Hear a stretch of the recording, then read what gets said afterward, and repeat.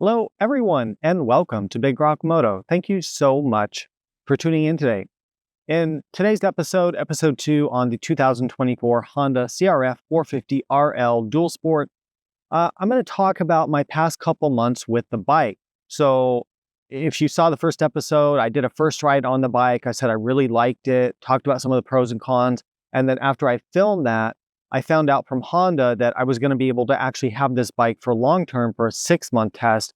And then I started to kind of revise my plans for this video series a little bit.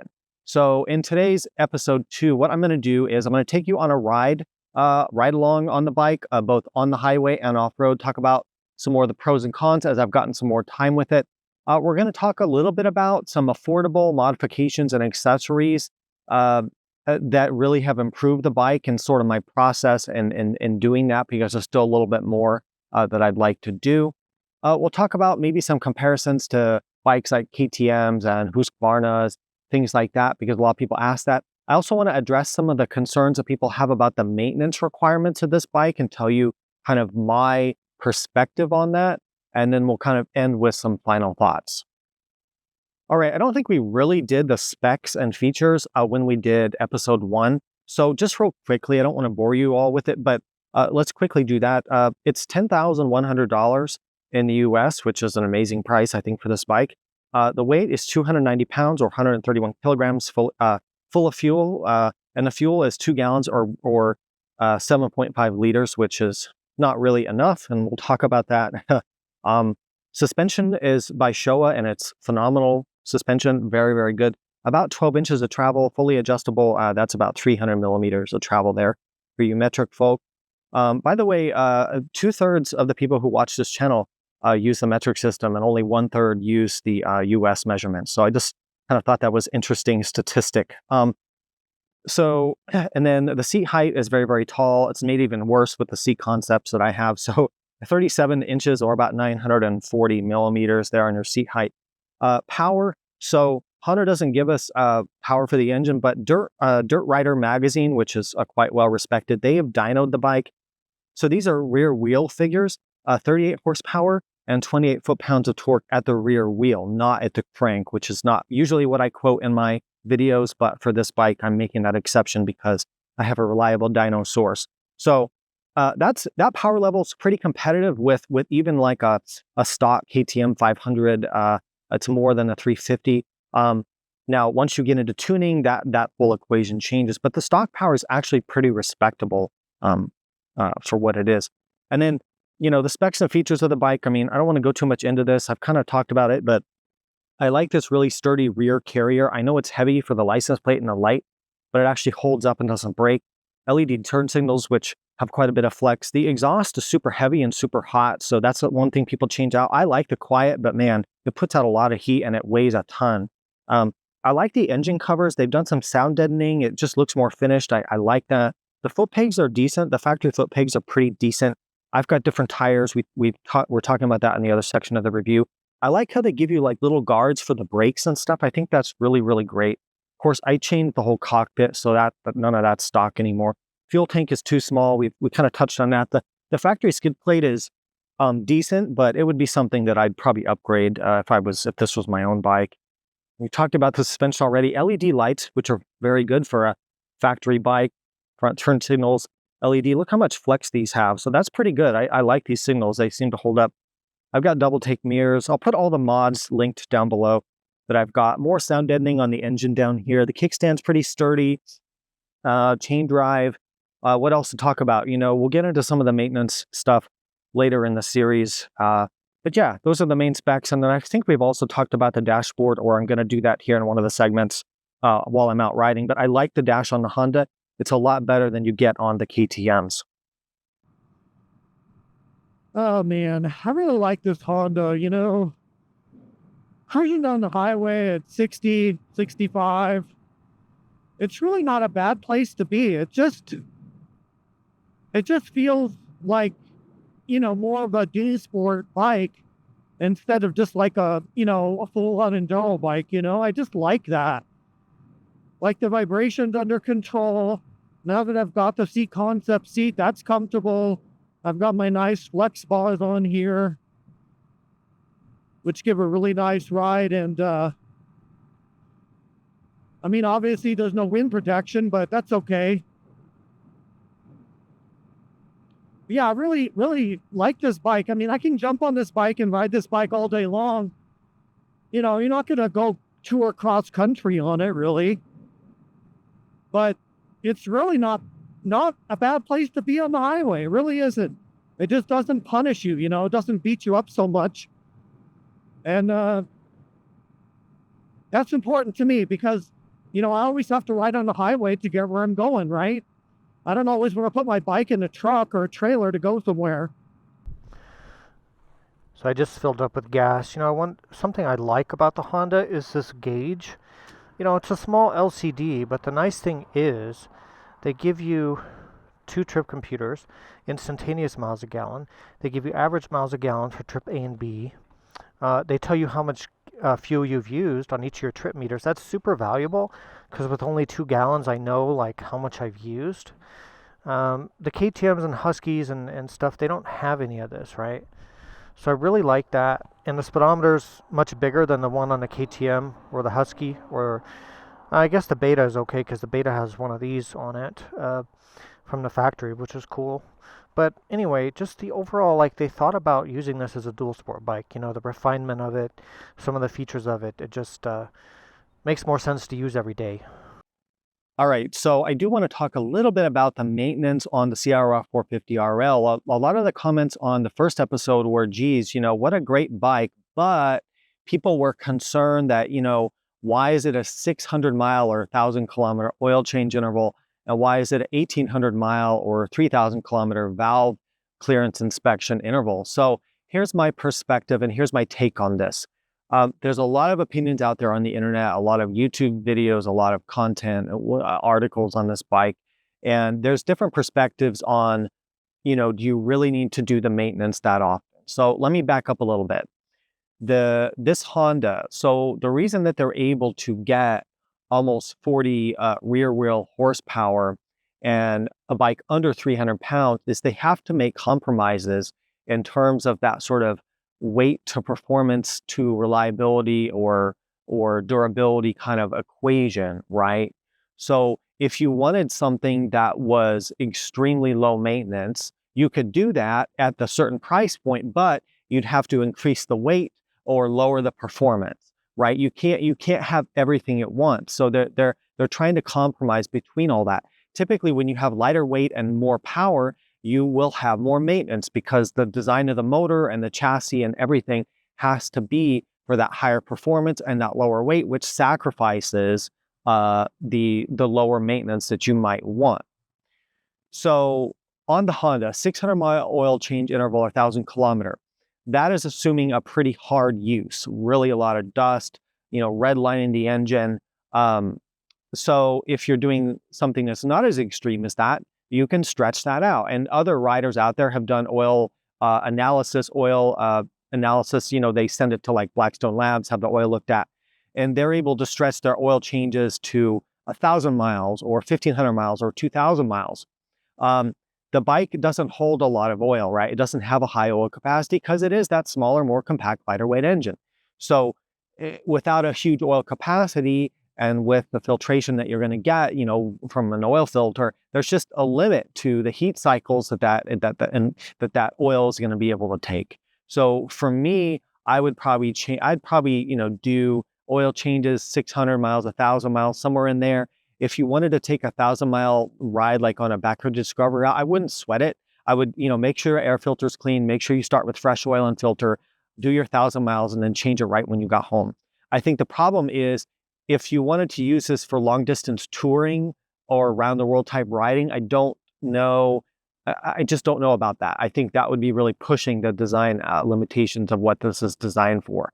And I'd start to worry about those really higher miles. There are people with 20,000 miles, 30,000 miles on the 450, and they're okay, but they've done good maintenance, you know, to keep it running.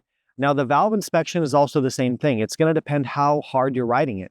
A lot of people have reported that, you know, after doing those valve checks at those intervals, they haven't needed to adjust them.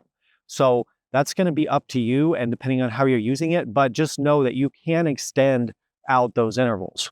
I think at the end of the day, you just have to keep in mind what Honda intended this bike for. They tried to get as close as they could to a off-road enduro style bike while making it street legal, having reasonable maintenance. Although some people think it's too much, it's not designed to be a touring bike or a long distance bike or a highway cruiser.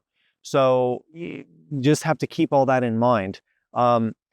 You end up ultimately with a bike that, in my opinion, has similar maintenance requirements that you would get with the KTM or Husqvarna, maybe a little bit less, and you get some of the benefits and the drawbacks, the extra weight that we've talked about. Overall, for me, is the maintenance an issue for how I would use this bike or how I am using this bike? No. Will it be for you? Well, that's simply up to your personal situation.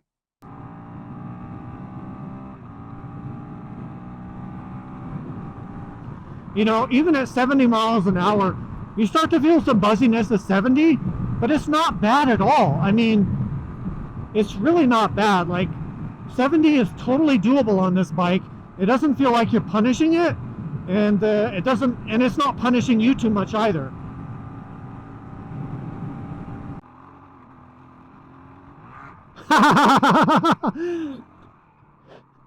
So, I'm running the stock ECU on this bike, and it's still, in my opinion, it's still plenty powerful. It puts out around 38 horsepower, I believe, in stock form. Okay. The stock exhaust is heavy, and it puts out a lot of heat, so that's the reason why a lot of people change it. But just changing the exhaust by itself is not going to give you that much more power, if any. And I like the quiet. I like the quiet of the stock exhaust, so... Woo! Hey! Something I want to point out about the Honda, the Showa suspension on the 450RL is excellent. It's an excellent factory suspension.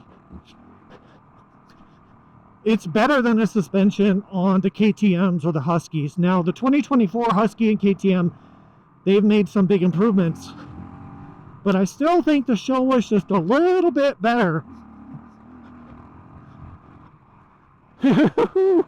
Man, this suspension is excellent on this bike. One of the best factory suspensions I've ever ridden on a motorcycle. It really does the job that it's intended to do. And it responds super well to adjustments as well. So you can stiffen it up if you want to do more motocross kind of stuff, or I have it in kind of the middle or factory settings right now, which I find is good for general trail riding and fire roads, which is what I typically do. But man, these Showa suspension, the fork and the shock, are really excellent, especially when you consider the price point of this bike. The only thing I might need to do on this bike is maybe increase the rear spring rate a little bit, especially when you start putting luggage and tools, back in your pack and stuff like that. Whew. Okay, now this little enduro trail is a good example of what's wrong with the bike. I mean, the only thing wrong with this bike really is, well, there's two people things to complain about. One is the maintenance interval, which we're going to talk about later because it's not that big of a deal. The second thing is the throttle response and kind of stalling out, which I showed in the first ride, which is true. You can fix that with the flywheel weight, which I can't do to this bike because this is not my personal bike that I own, but it'd be the first thing I would do if it was my personal bike, because I don't care about more power. I'm fine with the factory power. I just need a better throttle response. So the throttle tamer, that's coming in a few days. I'll put that on. I did take a lot of the slack out of the throttle cable, seems to help. And some people say the bike gets better, the ECU learns over time. I don't really know if that's true, but I think going up this little enduro track will find out just how bad this is.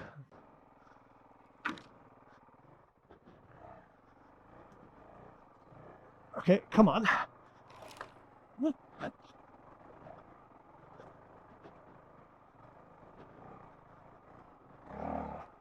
Actually, you know what? So far,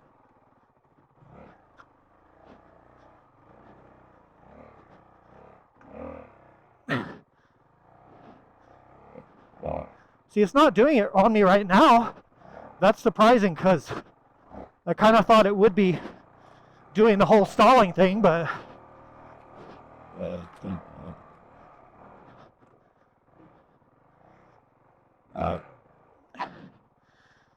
You do notice some of the extra weight on this bike versus like a KTM or the Husky or the Beta.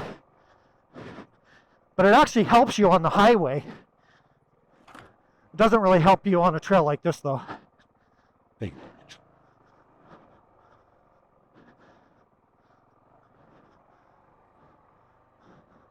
But this bike is really capable of whatever you want to do.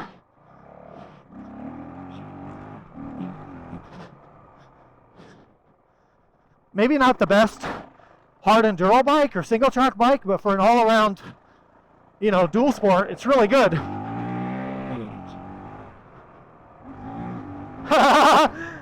Even the stock power is plenty of power to have fun. The other thing I like is that, you know, I don't have a steering stabilizer on this thing, but it's just very, very sure-footed and very stable through chop and rough stuff and sand. And it's just easy to ride. It has a nice, forgiving handling. It steers well. But it's not like, you know, it doesn't feel twitchy like some bikes do.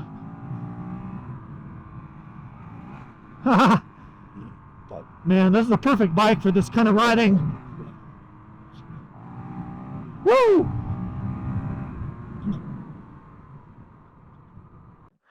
Some beautiful lupin flowers blooming here. It's a good sign of springtime or early summer here in my part of the world. Beautiful, beautiful location I'm at. Super top secret location, so just try to keep things a little bit secret sometimes, you know, especially when hundreds of thousands of people on YouTube are watching. So it's interesting, on today's ride with the fire road stuff and a little bit of that enduro track, I haven't had a single stall out or flame out, so that's weird. It's not doing it today. So is it temperamental? Is it moody? I don't know. Maybe I just said the right things to it this morning, but it's not doing that. It's actually, maybe it's just more of an enduro thing, like single track where it does it, or maybe the ECU is getting better. I did turn up the idle speed. Maybe that's helping. I'm going to put on the throttle tamer in a few days when that comes in to smooth out that throttle response. So we'll see. I've done a few things to the bike, even though it's not my bike. But since I have it for 6 months and I have to live with it for 6 months and use it as my primary off-road bike for the next 6 months, I did a few things. I put on the new Tusk Waypoint tires. They're okay. They're not my favorite, but they're pretty good. They're pretty good. And they're a 70/30 tire. They have really good highway manners.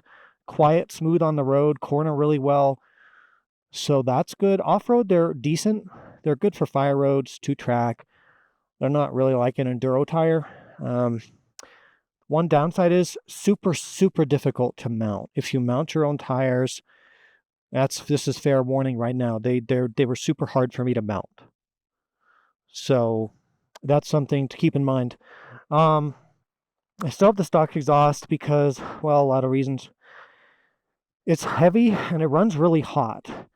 So much heat comes off of that. I don't know. I do like how quiet it is, and I like quiet bikes. That's very important to me. I have a Rigg Gear waterproof, their new waterproof tail bag. I'll link to all this stuff below if you want to check any of it out. Got my Moto tool roll here because it doesn't really fit in this bag.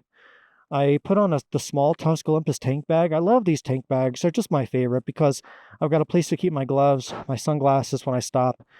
I've got some helmet cleaner in here, multi-tool, some, electrolytes, different things I just need quick access to. And this fits perfectly on this bike, and it does not get in my way because there's enough room up here on this bike. Oh, the best thing I've done, Seat Concept Seat Comfort XL. The factory seat was so painful, I decided that I had to buy this. It was like $300 or something, but it's worth every penny because the stock seat was too painful.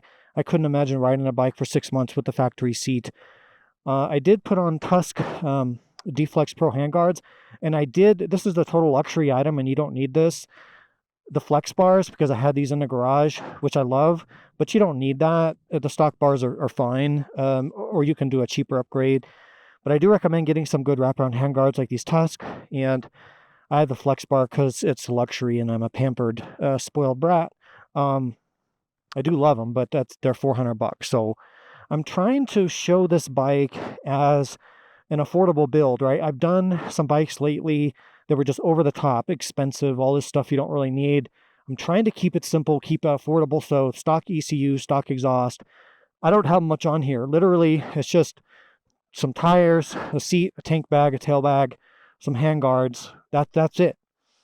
You know, I haven't changed anything else.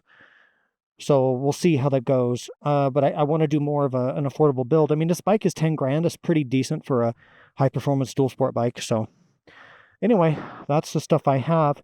And actually this setup works really well for me. Honestly, it's excellent. For an all around dual sport bike, this is about as good as I've had. Only thing is the fuel tank is 2 gallons. That's kind of nervous. It's not really, maybe I should just put the IMS on. But the thing is, anything that I buy, I'm going to have to sell when I give this bike back to Honda. So unless I end up buying the bike or buying a CRF for myself, which I might. I mean, I like that they've got brake disc guards on the bike from the factory. That's awesome. I like all the sound deadening that they have. The bike is quiet and refined and smooth, and that's very important to me. I know it's not important to some people, but it's important to me. And I like that there's a dual sport with really good suspension, really good motor that has that. So I'm really stoked on this bike right now. Oh, and I have the Trailtech Voyager Pro. I took this off the Husky. So yeah, and I'm selling the Husky because I'm just going to ride this. The Husky's amazing, but I think for my riding style, this is a little bit better. Plus, you know, I have this, so I need to test it. All right, an update on the whole throttle response, stalling, flaming out, jerky throttle situation. So there are 3 things that I've kind of done to help mitigate this without spending like $1,000 on an ECU, right? And I really want to share this because I know people, or you know, money's tight for people. Like I totally get that, and you don't want to spend $1,000 on an ECU and exhaust. So what if you don't want to do that? Well, there's 3 things I did. The first thing was I put a throttle tamer device on it. So what do? Is you just change out the throttle tube. You take this little throttle assembly apart with like 2 little 8mm screws here. You pull that off. You reattach the cables to the new throttle assembly tube under the grip here. So you take the grip off, get a new grip. You're going to need a new grip, or if you can reuse the old one, if you're able to do that. Take this assembly apart real quick. It takes like 5 minutes to put it on. The throttle tamer has a different cam profile on the throttle pull. So it makes the throttle pull more progressive and smoother at those low throttle openings, meaning the bike is easier and less jerky to ride. Okay, I like it. It's worth the $60 or whatever that it costs. I totally recommend that. The second thing I did was I went to the idle speed adjustment on the bike and I increased the idle speed higher. So I'm assuming, I think it's probably around 2000 RPM, but I'm just taking kind of a guess there. But I increased it significantly and I found that that helped. The third thing that I did was that I just simply put more miles on the bike. And it seemed, and some people had told me that, you know, this bike has a learning ECU, that it will adapt and improve with more miles, depending on sort of the elevation you live, the kind of riding you're doing, how you're using it. And that kind of sounded bogus to me, if I'm honest. But I have to say that it seems like that there may be some truth to that, because the ECU has seemed to learn and adapt and gotten better. And I'm having much, much less of the stalling and flame out issues than I was on the first time I rode it. So have patience with it. If you get one of these, do some of the things I've talked about. Give the ECU some time to learn and adapt, and see how it works for you. The other thing is, it's only really a big problem on like tight single track. I didn't find it to be an issue really, even in total stock form on fire roads or open dirt road. It was mostly the lower speed single track kind of stuff. So if you're going to do that, again, all this is an alternative to dropping well over $1,000 between an ECU and an exhaust. I don't think you necessarily have to do that with this bike, which I think might open this up to more people if you don't have to have $2,000 of modifications right up front. So try those things out. They're working for me, but again, this is only a couple months, so I need more time to test it, more situations to put it through. If you own one of these bikes, comment down below. Let me know your insights into this. Am I right? Am I wrong? You know, what do you think? But anyway, I just wanted to share that.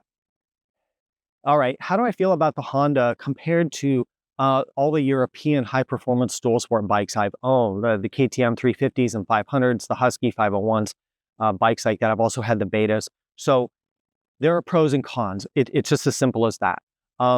If I look at if I'm looking at brand new motorcycles, this is a really good value. $10,000 compared to the 12 to 13,000 for the KTM and Huskies, 20 to 30% more. I think this is a better value for money than those bikes. I do. Now, what are some downsides? Well, you're starting out 40 pounds or 15 or 20 kilos heavier. That's hard to overcome. Okay, if you're using the bike for enduro style riding, weight is your enemy, and you don't want those extra 40 pounds. Now you can reduce that by changing the exhaust and changing the battery or whatever, things like that. But sure, but you're starting off with that heavier weight to begin with.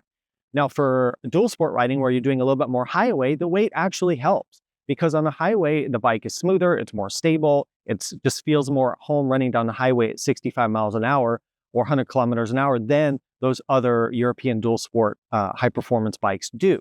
So it's the trade-offs, right, with the weight. Now, suspension's interesting. The suspension on this Honda, the Showa suspension is better. I'm just going to tell you how I feel. This is better suspension than even the new KTM and Huskies with the, why do I always forget the name? They updated it for 2024. Gosh, it was Explorer before, whatever the new one is. I'll put that below in the text what they call. I can't believe I'm still blanking on that. I think it's better than even the newer KTM suspension. It's definitely better than the Explorer and some of the older stuff that they had. I really like the Showa suspension. Genuinely, it's awesome. Now, you're going to need to spring it for your weight and riding style. But I think once you get the spring sorted out, man, it's really, really good. So considering this bike costs less than those European bikes and you're getting better suspension, man, I think that's really, really nice. We've talked about the smoothness and the vibration, some of those aspects. The maintenance is going to, honestly, I think, be similar between this and the European bikes. Reliability, I can't measure that. I don't know. I know everyone claims to know that somehow that Honda's going to be more reliable than a KTM or Husky, but to be honest, like I've owned a lot of KTMs and bikes like that, the enduro bikes, the dual sports. I've never had issues with them, really. So I've had good experience with those. And I think it just depends how you treat them. Is Honda more reliable? I mean, probably, but I can't really prove it. But other people will say that they can prove it. So in terms of power, the power potential on the 450 is definitely less than you get on the 500. If you get a KTM 500, Husky 501, and you do your ECU and exhaust and do that well, you're getting 55 to 60 rear wheel horsepower. You're never going to get that out of the Honda. On a good day, you're going to get 45 out of this. If you do a bunch of mods and spend over $1,000 on ECU and exhaust, you might get 45 horsepower, something in there. You're never going to touch the power that you can get from the KTM or Husky, just because of the way that the engine is actually designed. It's just different. Plus, you also have the heavier weight, so your power to weight ratio is there. So if you just want outright performance, power to weight ratio, super high horsepower, low weight, you got to get one of those other bikes. Kind of some closing thoughts on this episode 2 on the Honda. As you can tell, I really, really enjoy this bike. I think it's wonderful. There are pros and cons. We've kind of talked in depth about that. You know how I kind of feel about the Honda? It's kind of the updated DRZ400, the Suzuki DRZ400 that I always kind of wanted, right? It's a little bit lighter than a DRZ, about 20 pounds lighter, so that's great. The suspension is far better than a DRZ. The motor is far better, way more power. The DRZ has decent power, but this has a lot more. It's got fuel injection versus a carburetor. That's amazing. It's got a wide 6-speed transmission. That's amazing. The DRZ has an ancient 5-speed. So it is that modernized DRZ I always wanted. However, there was one compromise that happened with all that, which was that we got higher maintenance on this. So we don't have a street bike engine design with a 3,000 mile oil change interval and 10,000 mile whatever valve check interval. We didn't get that. We got more of that enduro bike level of maintenance, and we've talked about that. So that was one compromise that I think that was made. But if you look at inflation, if you look at what a DRZ costs today, if you look at all the things on this, like this is that modern DRZ I always wanted. It doesn't really replace a full-on enduro bike like a 350 or 500 EXC or a Beta. Not really, because it's so much heavier to begin with and the power potential is so much less. So as a dual sport bike, I think this is better. As an enduro bike, I think this is worse than those because it just can't quite compete. That's how I feel. Now I'll do more episodes, I'll do more testing on this bike over the next 5 or so months that I have this. If there are things you want me to cover, to talk about, let me know. Questions, concerns, let me know down below. Otherwise, thank you so much for watching this episode. Please ride safe, and I'll see you out there.